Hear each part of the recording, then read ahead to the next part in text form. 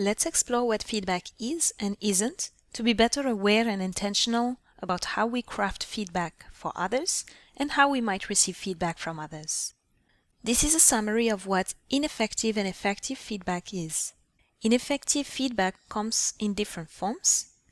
It may be about the ego, such as a praise or a criticism. It can come in the form of comment about the person's character. It may be biased, forcing the preferences of the feedback giver.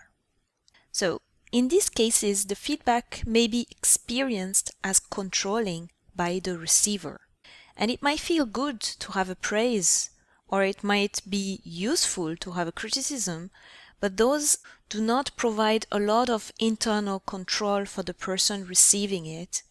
And then it may lead people to need a person to tell them who they are, to tell them what to think. Effective feedback, on the other hand, is supportive and constructive. So we could kind of compare from an ego perspective to an eco perspective. It is effective when it is about the work or the task at hand rather than the person.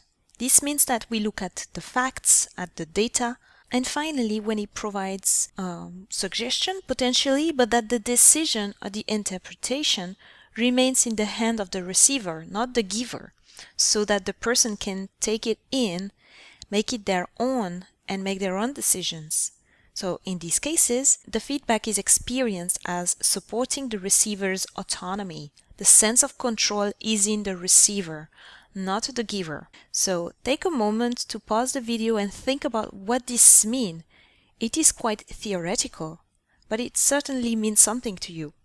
So think back at your experience and look at what kind of feedback you might have received in the past, or maybe the kind of feedback you usually provide to others, or even to yourself, and see what you can do to try your very best to move from external control to internal control.